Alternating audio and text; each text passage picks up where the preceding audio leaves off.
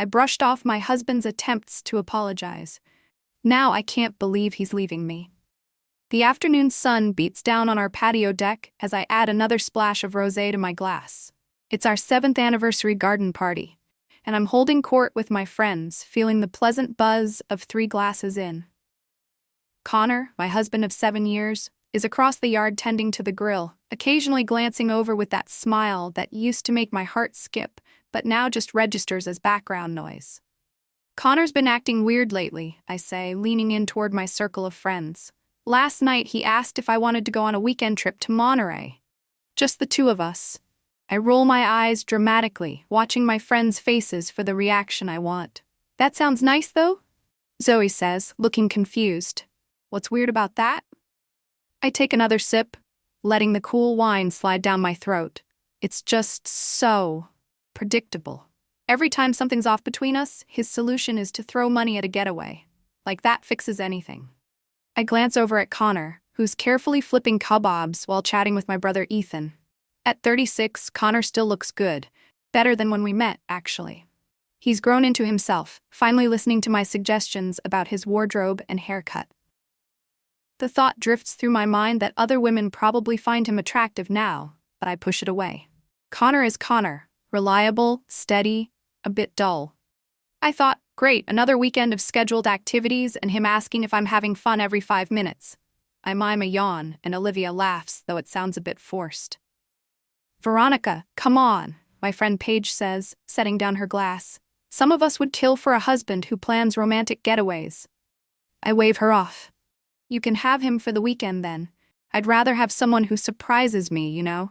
Someone who doesn't need constant validation. The words come out louder than intended, and I notice a slight pause in the conversation happening by the grill. Connor's shoulders tense, but he doesn't turn around. I feel a flicker of something, guilt, irritation, but dismiss it. I'm just being honest. I want some excitement, I continue, warming to my theme. Did I tell you about Damien from the marketing firm we hired? Now there's someone who knows how to command a room. Connor barely said 2 words during our entire meeting. Is Damien the one with the Porsche? Olivia asks, leaning forward in her chair. That's the one. I nod, feeling a little thrill at the memory. He asked for my opinion on the campaign strategy and actually listened. Connor just sat there looking uncomfortable. I'm midway through describing Damien's impressive office when I sense someone standing behind me. Turning, I find Connor there, plate of kebabs in hand, his face unreadable. Food's ready, he says quietly, placing the tray on the table.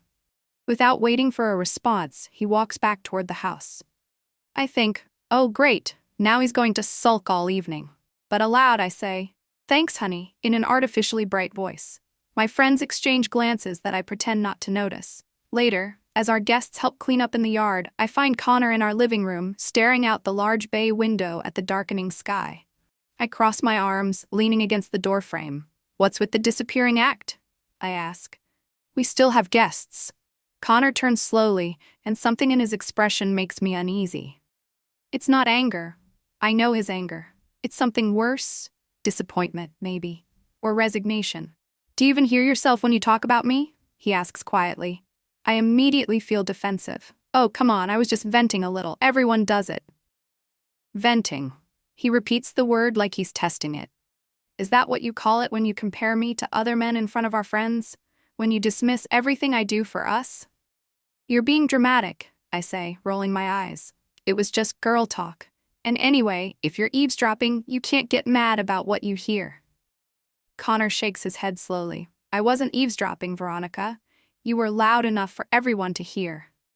That stings, but I refuse to show it. Instead, I check my watch pointedly. Can we do this another time? Paige and Devon are about to leave. I expect him to follow me back outside. He always does, but he remains by the window. You go ahead, he says. I need a minute. I return to our guests, making excuses for Connor's absence. He's got a headache. The lie comes easily, and I don't examine why I feel the need to cover for him. By the time everyone leaves, the sky is fully dark, and Connor still hasn't reappeared. I find him in our bedroom, methodically folding clothes into a duffel bag. What are you doing? I ask, though it's obvious. I'm going to stay at Ethan's for a few days, he says without looking up. Because of a little party conversation? I laugh, but it sounds hollow even to me. Don't you think that's overreacting? Connor finally looks at me, and I'm struck by how calm he seems. This isn't about today, Veronica. It's about the last 2 years, maybe longer. What are you talking about? I'm talking about the constant criticism, the eye rolls, the comparisons to other men, the way nothing I do is ever good enough. He zips the bag closed with finality. I don't recognize myself anymore. So this is my fault? I hear my voice rising. Because I don't worship the ground you walk on? He shoulders the bag and moves toward the door. No, it's my fault for letting it go on so long. I follow him down the stairs, increasingly alarmed by his calm determination. You can't just leave like this. We need to talk. That's the thing, he says, pausing at the front door. We don't talk anymore. You talk and I listen. You criticize and I apologize. I'm tired, Veronica. As he steps outside, panic finally breaks through my indignation. Connor, wait. But he's already walking to his car, his figure receding into the darkness of our driveway. I stand in the doorway, watching his taillights disappear down our street, thinking, he'll be back tomorrow. He always comes back. But this time, I'm not so sure. Sunday morning, I'm sitting on the edge of our bed, staring at my phone. 2 days since Connor left, and the house feels unsettlingly quiet. No coffee brewing, no sounds of CNN playing downstairs, just silence and the occasional ping of my unanswered text messages. I scroll through our conversation, wincing at my own words. Connor, this is ridiculous. Come home. Are you seriously not responding now? Fine, take your time. I'll be here when you're done with your tantrum. Nothing but blue bubbles and not even the courtesy of read receipts. I toss my phone onto the comforter and flop backwards, staring at the ceiling. This is such an overreaction, I think. It's not like I said anything that wasn't true. But a small voice in my head whispers that maybe, just maybe, I crossed a line. By Thursday morning, I'm standing in Ravenswood Park, the same trail Connor and I used to hike when we first started dating. The autumn leaves crunch beneath my running shoes as I try to clear my head with exercise. 5 days of silence from Connor, and I'm starting to worry. Not just about us, but about him. This isn't like him at all. I slow to a walk, my breath creating small clouds in the chilly air. An older couple passes me, holding hands, and I feel a strange ache in my chest. Connor and I used to be that couple before I started finding his gestures cloying rather than romantic. Pulling out my phone, I dial Ethan's number. Connor's brother picks up on the third ring. Hey, Veronica. His voice is neutral, which immediately puts me on edge. Ethan has always been warm with me. Hey, I say, trying to sound casual. How's it going? Fine, what's up? I cut to the chase. Is Connor still staying with you? A pause. He is. Can I talk to him? He's not here right now. I kick at a pile of leaves, frustration building. Look, Ethan, I know you're his brother, but this is between Connor and me. Can you just tell him to call me? This silent treatment is childish. Another pause, longer this time. Veronica, he's not giving you the silent treatment. He's taking time to think. There's a difference. About what? I demand. One comment at a party and he's reevaluating our entire marriage? Ethan sighs. Has it occurred to you that maybe this isn't about one comment? That maybe this has been building for a long time? The question hits me like a slap. What has he been saying to you? Nothing he hasn't tried to tell you directly, Ethan says carefully. Look, I care about you both, but he's different lately. In a good way, more like the guy he used to be before. Before what? I press when he doesn't continue. Before he started believing he wasn't good enough. I stop walking, genuinely shocked. That's ridiculous. I never said he wasn't good enough. Didn't you? Ethan's voice is gentle but firm. Think about it, Veronica. When was the last time you complimented him, or thanked him without adding a criticism? When was the last time you were proud of him, not for changing to meet your standards, but for being himself? I open my mouth to respond, but find no words.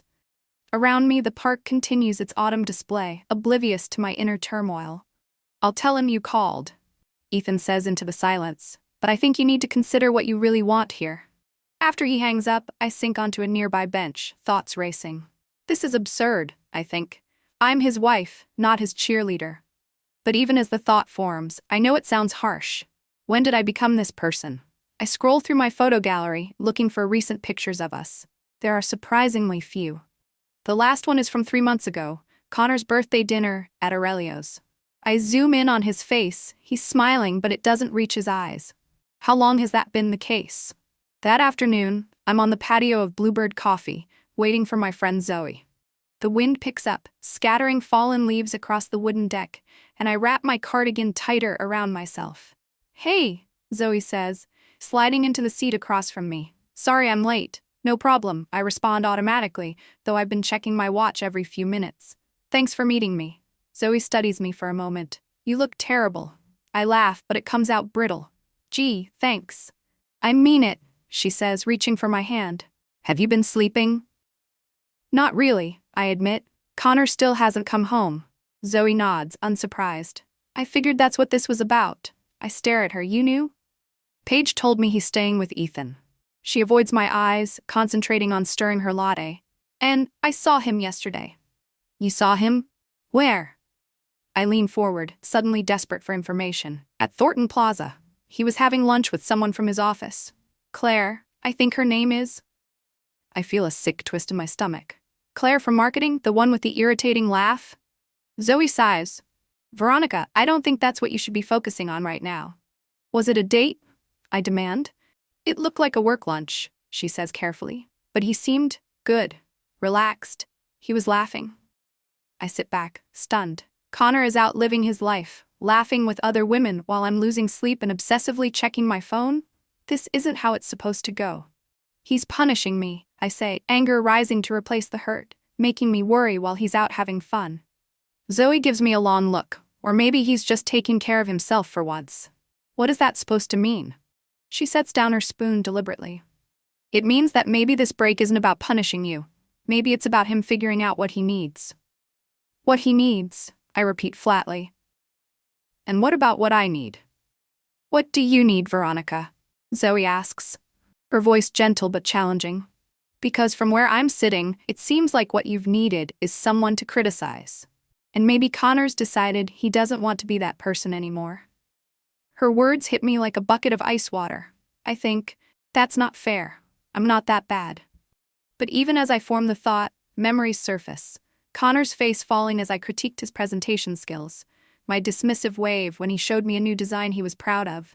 My theatrical sigh when he suggested another weekend trip. I start, then stop, not sure what I'm defending. Zoe's expression softens. "Look, I love you. You know that. But if you want to save your marriage, you need to take a hard look at how you've been treating him."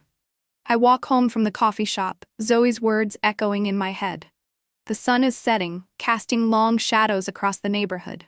Our house, Connor's and mine, looms ahead.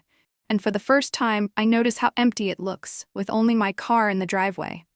The realization hits me like a physical force. I miss him. Not just having someone around, but him specifically. The way he hums while doing dishes. His ridiculous detective shows that I pretend to hate but secretly follow. The weight of him next to me in bed. I pull out my phone and type a new message. "Connor, I'm sorry, can we talk? Please?" I hit send before I can second-guess myself.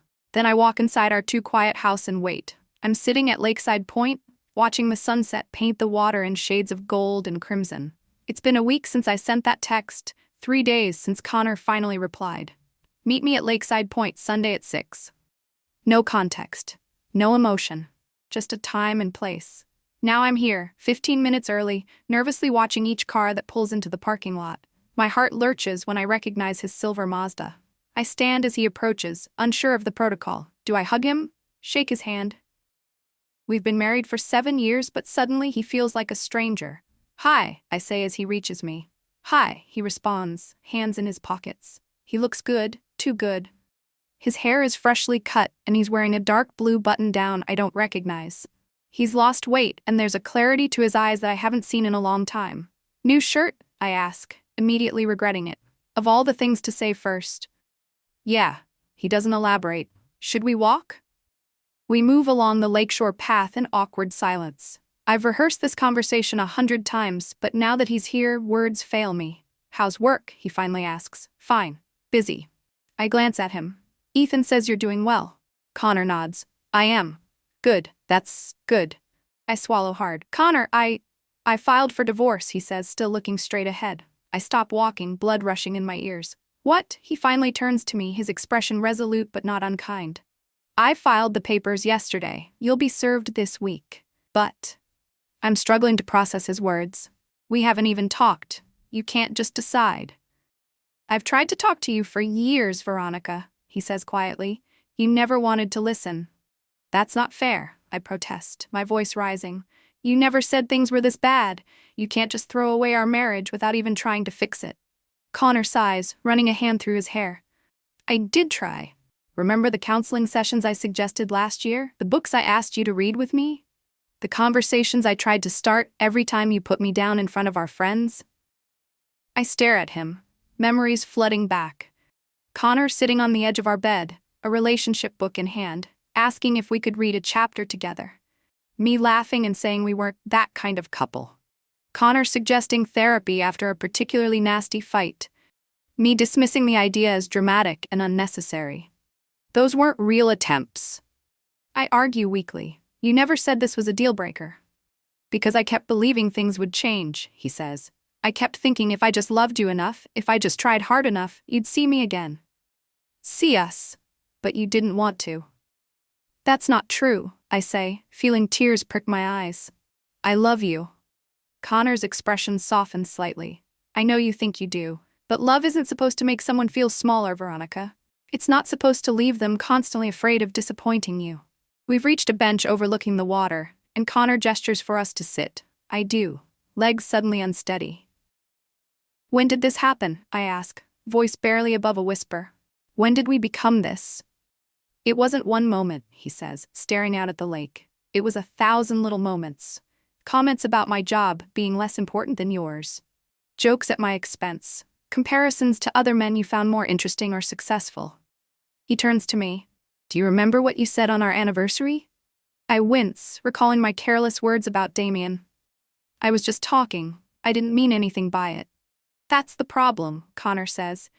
You never mean anything by it. It's just how you talk now. But words matter, Veronica. They shape how we see ourselves and each other. I think back to what Zoe said about Connor figuring out what he needs. Looking at him now, confident, calm, resolved, I realize he's already found it, without me. Is there someone else? I ask, the question that's been nagging me since Zoe mentioned Claire. Connor shakes his head. No, this isn't about anyone else. It's about me needing to respect myself enough to walk away from something that's become toxic. The word hits me like a physical blow. Toxic. Is that what I am? What we've become? I don't want this, I say, reaching for his hand. He lets me take it, but doesn't squeeze back. I can change. I know I've been difficult, but we can fix this. Connor looks at me, really looks at me, for the first time since he arrived. What would you be changing for, Veronica? Because you're afraid of being alone? Or because you truly see and regret the pain you've caused? I open my mouth, then close it again. The honest answer isn't one I'm proud of.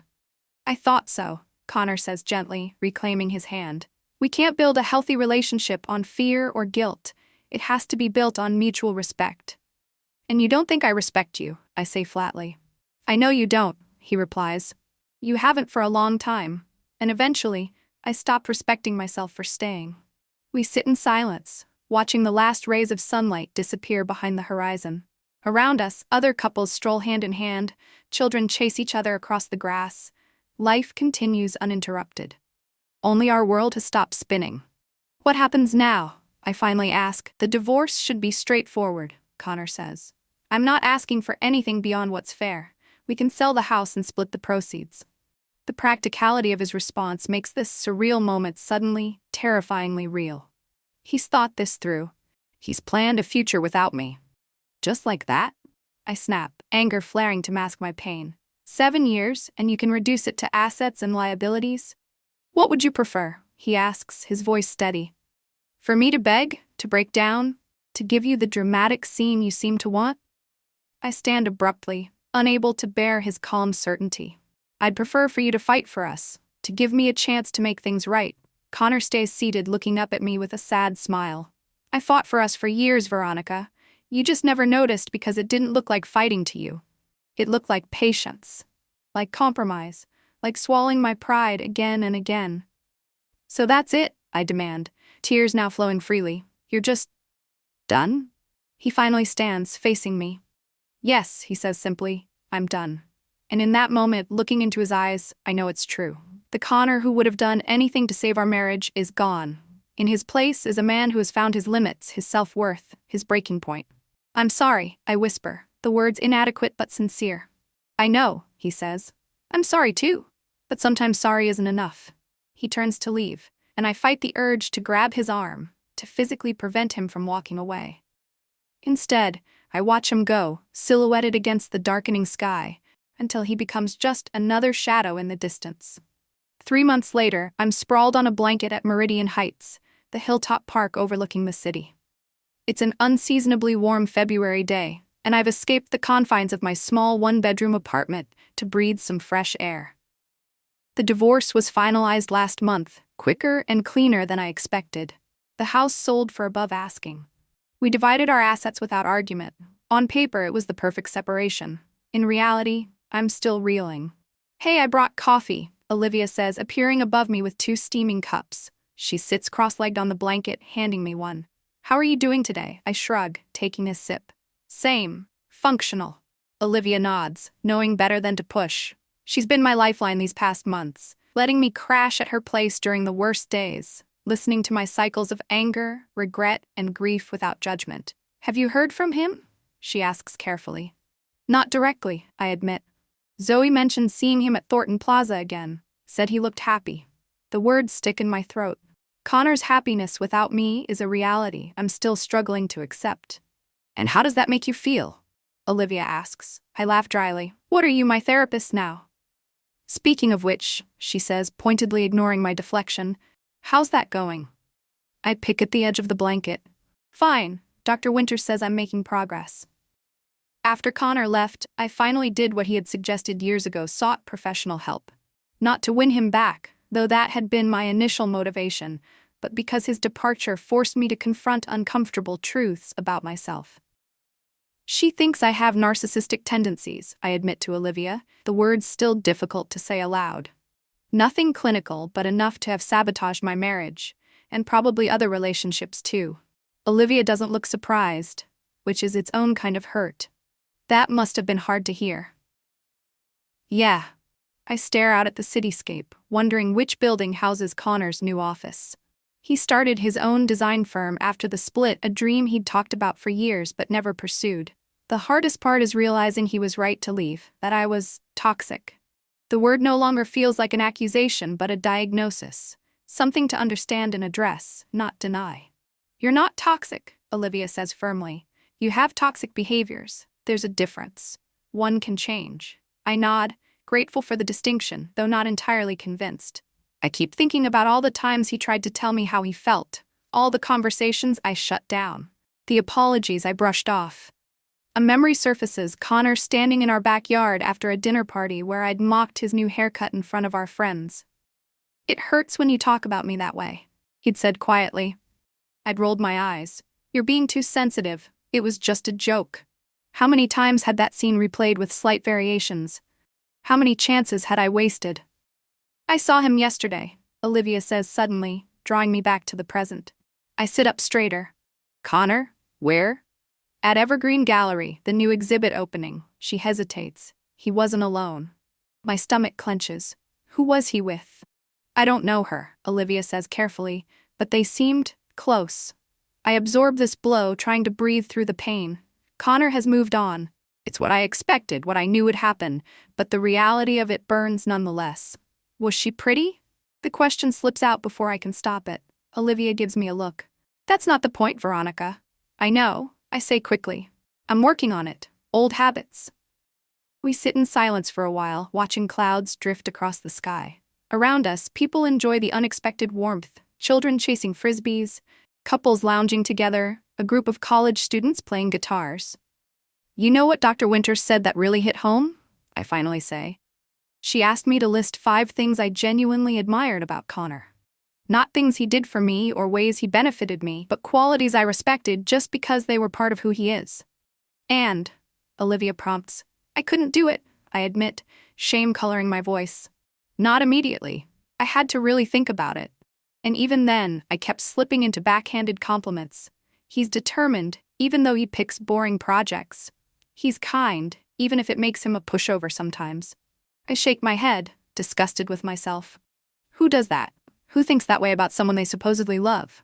Someone who was taught that's what love looks like, Olivia suggests.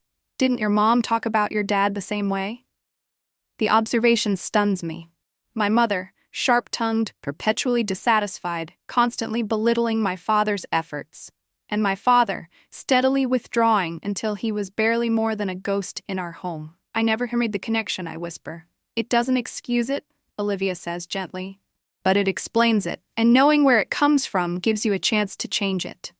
Later that evening, I'm curled on my apartment sofa, scrolling through old photos on my laptop. Our wedding day. Honeymoon in Quebec. The housewarming party for what is now someone else's home. I stop on an image from 3 years ago, Connor and me at Alpine Peak, windswept and grinning after a difficult hike. His arm is around my shoulders, and I'm looking at him with what can only be described as adoration. When did that look disappear from my eyes? When did appreciation become expectation, and then resentment? My phone buzzes with a text from a number I don't recognize. Hey Veronica, it's Connor. Got a new phone. Just wanted to let you know the last of the paperwork came through. Your attorney should have it tomorrow. I stare at the message, heart racing. After months of silence, here he is, reaching out, but not to reconcile, just to tie up loose ends. I type and delete several responses before settling on, thanks for letting me know. 3 dots appear, then disappear, then appear again. Finally, I hope you're doing well. 4 simple words that break and heal something in me simultaneously. Despite everything, he still cares enough to hope I'm okay. I hesitate, then type honestly, getting there. Working on some things. I hope you're happy, Connor. You deserve to be. The response comes quickly. Thanks. That means a lot. Take care of yourself. V, his old nickname for me. I set the phone down, tears blurring my vision. There will be no reconciliation, no dramatic reunion. The story of Connor and Veronica has reached its final chapter. But maybe, just maybe, there's a new story beginning. One where I learn from my mistakes instead of repeating them. One where the next person I love doesn't have to leave to be seen. I close the laptop, the image of our younger, happier selves still lingering in my mind. That couple is gone, but the lessons from their ending remain. Outside my window, the city lights twinkle against the night sky. Life continues its forward march, indifferent to personal tragedies and epiphanies. Tomorrow, I'll wake up alone again, make coffee for one, go to therapy, try to be better. It's not the ending I expected or wanted, but it's the one I earned. And maybe, if I'm brave enough to face it honestly, it doesn't have to be an ending at all. Just a painful, necessary beginning.